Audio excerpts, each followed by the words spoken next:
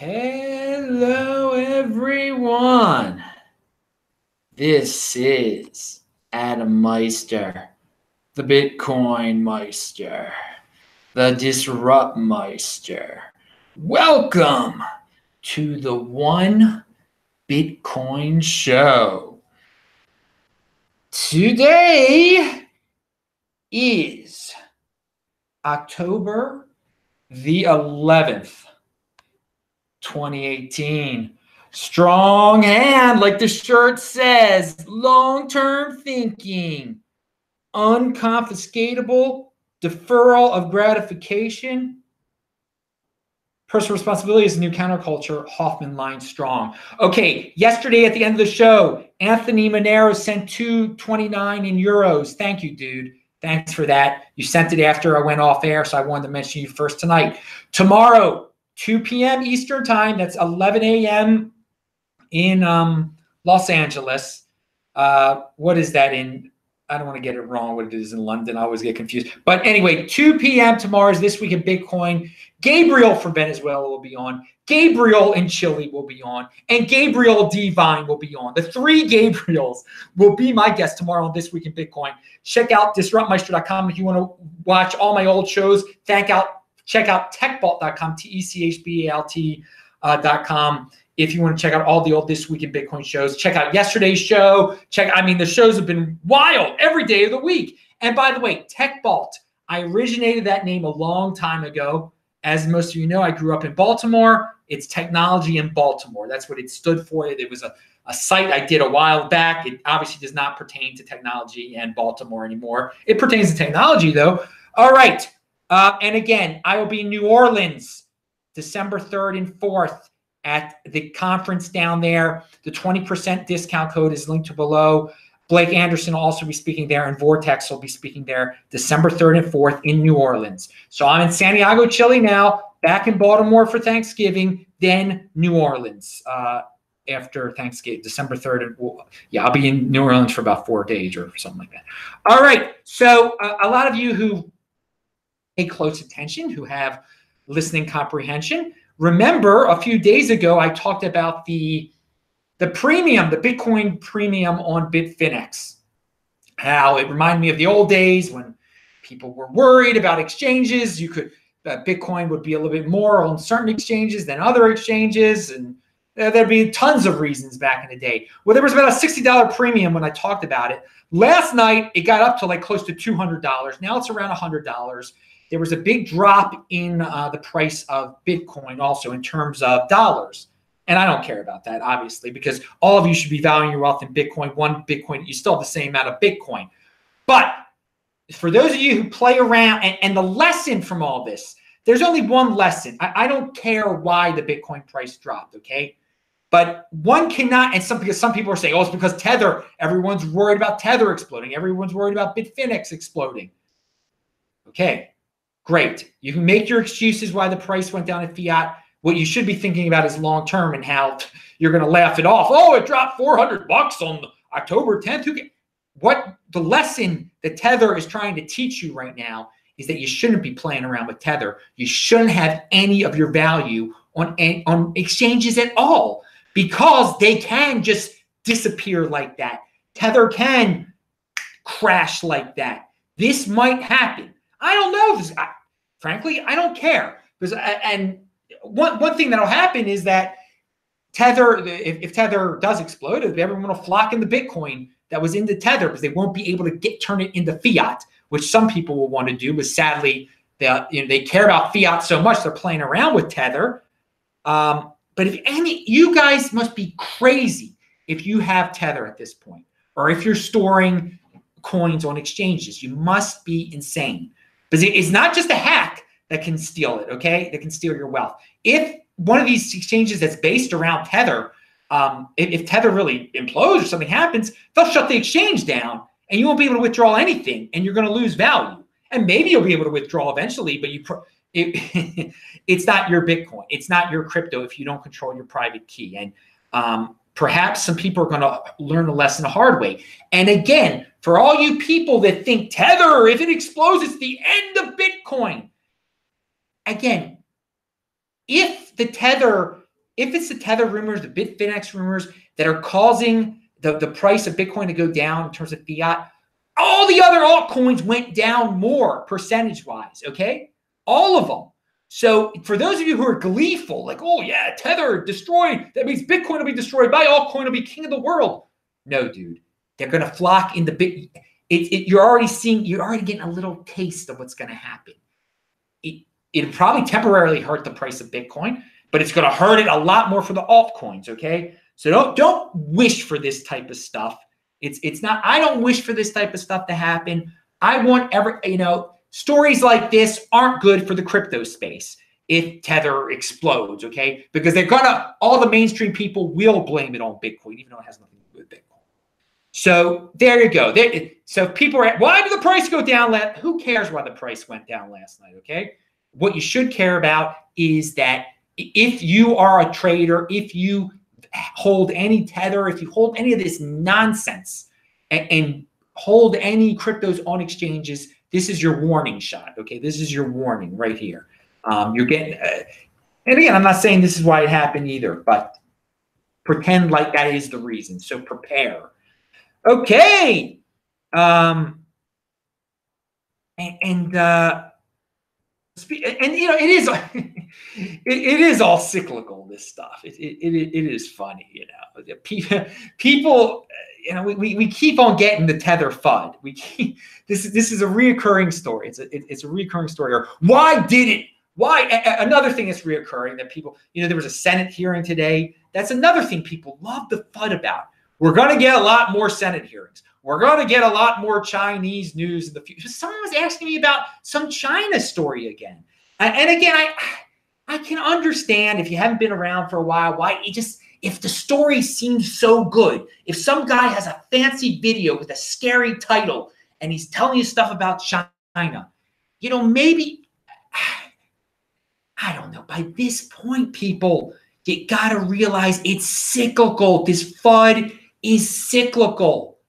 But over the long term, Bitcoin is changing the freaking world. So there are going to be negative stories. And there are going to be people with all sorts of clickbaity titles that are there to scare you. And again, before you ask, this is a serious thing here. Before you come to me and say, hey, Adam, what do you think about this? What do you think about this video? It's scaring me about China. Check out the other videos by the person. And if the person has videos promoting Ripple, don't ask me. Don't ask me what I think about that video, because it's obviously nonsense. If on one video the person's saying how great Ripple is, and then in his other videos he's trying to scare you about China FUD. He's just trying to click clicks, dude. He doesn't understand what this is all about. He's a YouTuber. He's a blogger. He's not a Bitcoiner.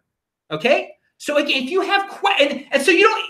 Even if you don't want to ask me questions, this is a great way for you. If you start getting weak hand about something you read, then try to read some other things by that author and see the other things that they write and see wait a second, this person makes no sense at all. Why am I even considering this a serious threat? Why am I worried about this when this person's talking about Ripple and Tron in some of his articles, and now he's talking about China and the Senate hearings in another one? Again, these are people that read the headlines on CoinDesk and then write their own stories based on what CoinDesk. They're not in this thing, man. They're not going to events. They're not meeting people. They don't know the people. They're not reading Twitter. They're not reading anything. Okay, so they like to simplify things, and for the 80%ers, it's real simple. It's what altcoin's the next one? Bitcoin's old. Bitcoin's grandma. Bitcoin's grandpa. I can't wait. I'm impulsive. I need a new story. I need a new dopamine hit or whatever. So again, if you take some time to, when you're encountering stories that seem a little odd to you or seem like, oh, well, this is, I got to leave Bitcoin now. Read what other people write. And if they make videos, see the other videos that they make. And if you believe that Ripple is awesome, then just fall for the China FUD and sell your Bitcoin. Go away. What am I going to say?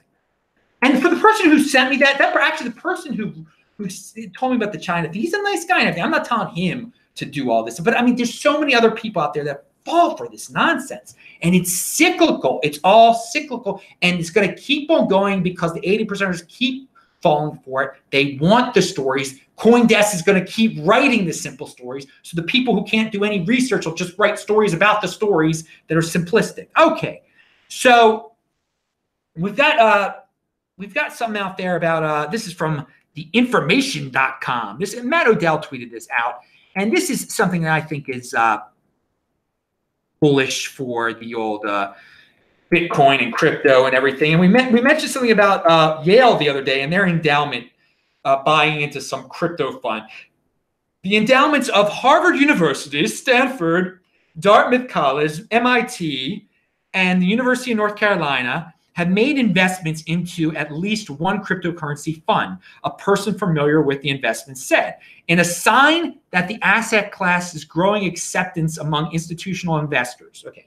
While many institutions have been reluctant to invest directly in cryptocurrency because of a lack of technical knowledge and uncertainty about how to store the asset securely. So, okay, we get reminded of two things here. All these people, where are the institutional investors? Well, those are institutional investors, okay? Tremendous universities that are wealthy beyond compare, Ivy League universities, best brains in the world. Now, they are, rumor has it, getting into these crypto funds. Now, they're scared to actually buy the crypto, which they should be doing, but they don't know how to store it. And this is, again, a reoccurring theme for people in traditional finance. They don't want to buy the crypto because they're scared they're going to lose it.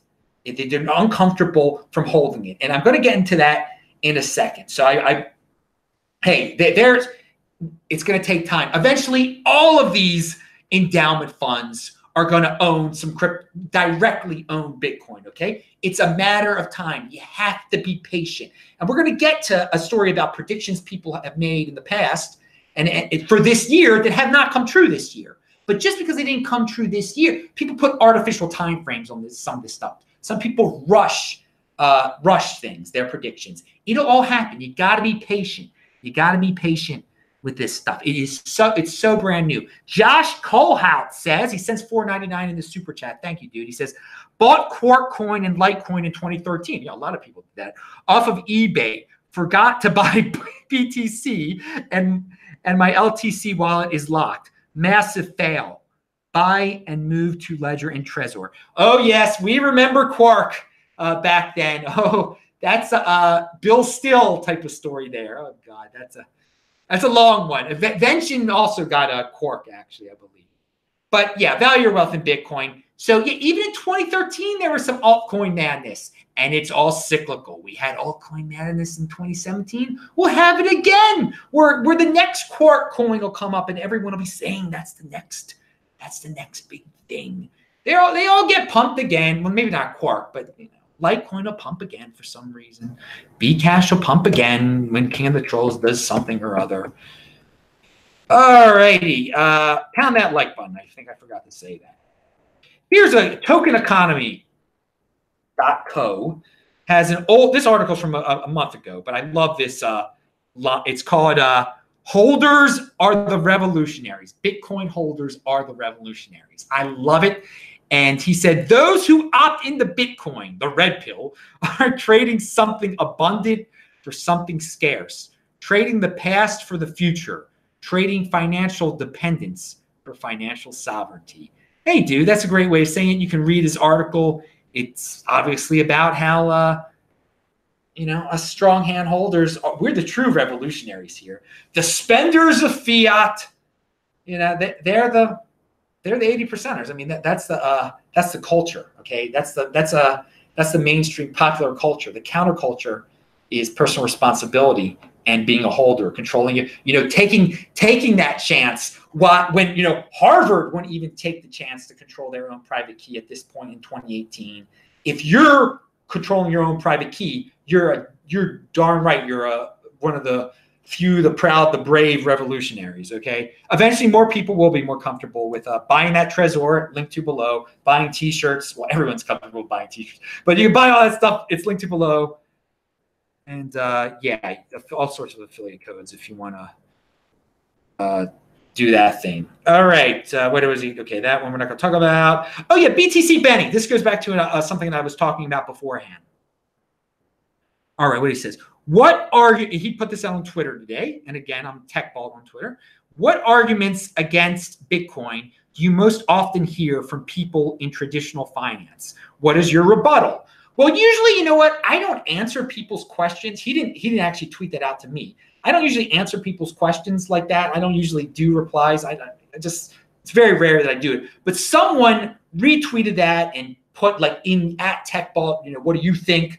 And I was like, what the heck? I like BTC Benny and everything, and I like the dude who retweeted. So I decided to have a reply. I don't have many Twitter replies. I don't contribute to many threads. I come up with threads. I come up with polls. I retweet a lot of stuff. But this is rare. So this is what I said. And again, what arguments against Bitcoin do you most often hear from people in traditional finance? And I actually thought about when I met Jonathan Ogden at the BWI airport, who again was an NFL player, but has a traditional finance mind and does things, invests very traditionally. And this is what I hear from people like Jonathan Ogden, that Bitcoin is too volatile and that it can be lost easily by just mishandling a private key. My answer is personal responsibility is a new counterculture. Purchase a Trezor, put all your Bitcoin on it, forget about it until 2024. Volatility will be gone and Bitcoin will be safe. So again, what I said there was that if you're worried about volatility and if you're worried about losing your private key, then what you want to do is the volatility, get some Bitcoin, don't worry about it, and stash it away until there's a time when there is no volatility. And if you put it on a Trezor and you do nothing, you're not going to lose that Bitcoin. So that kills two birds with one stone, okay? By putting it on the Trezor and stashing it away. That's it. You're not going to lose it. And I said 2024 specifically because 2020 is a year I love to talk about, that halving. We're going to still have volatility then. There's no doubt about it. Now, of course, if you put all your Bitcoin on a Trezor today, and then you get it in 2020, you'll probably be happy also, but there'll still be volatility. You're still, so again, for traditional investors, learn about the Trezor, put the Bitcoin on there, feel comfortable with it, and then do nothing until 2020, and then there won't be volatility. And then by 2024, there'll be so many different solutions. You'll be very, very comfortable. And again, so all your present day worries in 2018 will probably be gone in 2024. If you take now again, I could be wrong. I could be rushing the timeline in terms of when does volatility of Bitcoin go away. Okay, in terms of fiat. We're talking about in terms of fiat because this is what these traditional investors value their wealth. They should be valuing their wealth in Bitcoin. But I wanted to give an answer that would, something they could really apply today.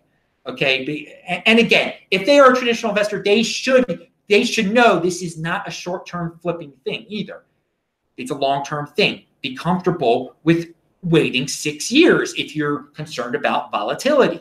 Okay, and if you are a traditional investor, you should be very willing and very comfortable to do that once you see that this Trezor thing is safe and you can just stash it away. You won't have to be, because I understand why these traditional people, what's going to happen to most of these traditional people though, is they're not going to get the Trezor, okay?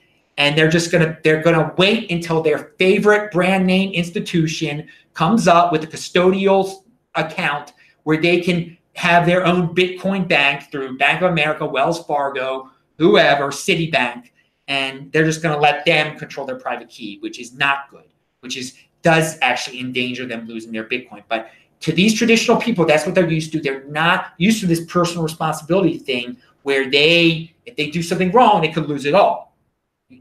Again, okay, we've been through this many times. So speaking of predictions and timelines, I just stumbled upon, I've had Ari David Paul on my show before. It's been a year now, at least. And he's a guy that borders on the traditional finance and funding and Bitcoin and all this stuff. He's a smart guy. And he came up, and I linked to this below. I linked to everything I talked about. It's below. But he made some predictions at the beginning of 2018. And if you look at some of these, most of the predictions, they didn't come true. And it was a reminder, but they were intelligent predictions. They were thought-provoking predictions, and they're not going to come true. I mean, we only have 2.5 months left in the year now. And so, but is it wrong that they didn't come true? He gave himself this artificial time frame here. It's a short-term time frame. A year is a short-term time frame. And in the world, people are used to these short-term time frames, these artificial short-term, a year, a week, a month, and they want things to be done in that time, okay? So even though we know that eventually they're going to be Bitcoin ETFs, they want it done in a month. It's not done in a month, it's a failure. If it's not done in a quarter, it's a failure. It's a bad prediction. We can't get stuck in this paradigm here. So I think his timing is off on a lot of these of his predictions here, and they're good predictions, and they're inspirational predictions. Now, not all of them will come true either, but I just, when we're coming toward 2019, and a lot of people are going to make their 2019 predictions, and I think, and there'll be some smart predictions, and I just want to say to people, most of them won't come true in 2019, but can they come true in 17 months, 21 months? Like, here's one. He said Bitcoin will trade at both $6,000 and $60,000 at some point in 2018. Well, it's not going to trade at $60,000 in 20. It did trade at $6,000, but it didn't get up to $60,000.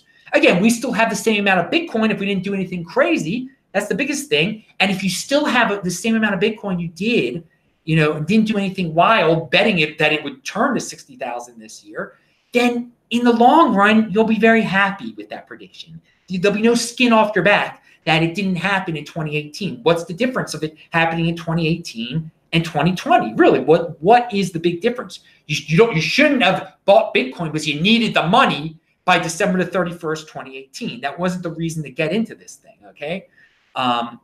So yeah, this is a little reminder. Even smart people, their predictions are wrong. You should look back on some people's predictions and try to think, well, yeah, see how new things are. People rush their timeline in this space. They really do. They try to speed up everything. That XYZ is going to happen next month. It's hard. It's a learning process. There are bumps in the road. We see bumps in the road all the time. But we know that there's a light at the end of the tunnel. We don't know how long the tunnel is, but think logically, be patient, do not be impulsive. Because if you do get too much into these artificial time frames, 6 months, and it doesn't happen, you're going to be very, very disappointed that it didn't happen. And you shouldn't be, because eventually it will happen. All right. I think that was no. So one more thing here. Remember, you can email me at adam@trezorhelp.com. If you need a crypto consultation, help setting up your Trezor, other stuff, ideas. Yeah. All right. So reason here, this is from Stefan Livara, who's been on my show before. He's down in Australia. He's got a great podcast. Reason to own Bitcoin number 2324, whatever. He says, unexplained wealth order. It's basically an unexplained wealth seizure. Yet another thing that could be abused by the state to make people's lives HELL. So there was a woman in Britain who went on a tremendous shopping spree, and she bought some real estate. She's been buying all sorts of stuff over the years. And she's from Azerbaijan originally. And now the British government wants to know where she got this money from. And she risks losing her 15 million pound home, pound that like button, near London.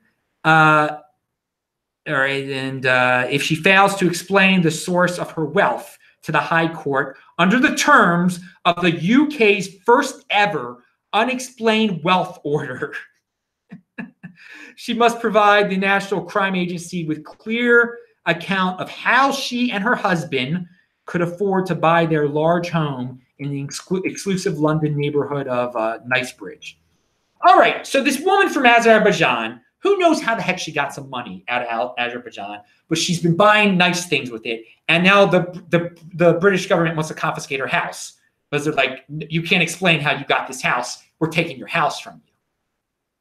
Okay, so yeah, that is a wealth seizure. They call it the unexplained wealth order. It's the unexplained wealth seizure. Why do I bring this up? Well, Stefan said it's a reason to own Bitcoin. You don't put your wealth into houses like that. It's another reason why you don't want to put your wealth into a house like that. When your government can say, well, we don't like how you funded this house. How did you fund this house? Now we're going to take this house away from you. they could figure out how much you buy Bitcoin instead. They could figure out that you own the Bitcoin at this point. They could figure it out. And they might say, we want to know how you got this Bitcoin. Well, at that point, you just put up the middle finger and you leave, and that's it. Or you don't have to leave. You can just put up the middle finger and say it's not your business. But they might take something else from you, but they cannot seize your Bitcoin. Okay. There's no unexplained Bitcoin order. Okay. When you control your private key, they can try to say that something like that exists. They can try to do the seizure, but they're not going to. So this is, again, and you might think, well, this doesn't apply to me. I'm not some shady dude from Azerbaijan. So it's the guy. This is his wife. I don't have some wife going on shopping sprees and buying houses with my shadier Azerbaijani money. Well, no, but why couldn't the British government just say, well, we don't like you. How did you get that house? It's $1 million house. How did you get that house? We don't. It seems that you got a shady past with this political group. You see where this is degrading into one day. Okay. You don't want it to, who knows if it will ever degrade into that, okay? That downward spiral into what the government is curious about, what they can take, what they say they have the right to take away from you now, okay? In order to not get to that point, instead of investing your excess into all these, your summer home, you just put it into your trésor. That's all you do, okay? That's the point of this. It's a reason. Again, most people aren't going to think this way at all. They're going to want those amenities that they can easily lose or get sued for. It's not just the government that takes away your things from you. You can get sued. Well, then the government forces you. If you lose a lawsuit, they force you to give it away. But again, the Bitcoin, it doesn't. All that stuff doesn't apply to the Bitcoin. I'm Adam Meister, the Bitcoin Meister, Disrupt Meister. Remember to subscribe to the channel, like this video, share this video, check out the link section below. Pound that like button, click on those squares at the end there. Techbolt.com. Remember, tomorrow, 2 p.m. Eastern time, 2 p.m. Eastern time on this very channel. This Week in Bitcoin with the 3 Gabriels. See you then. Strong hand. Bye-bye.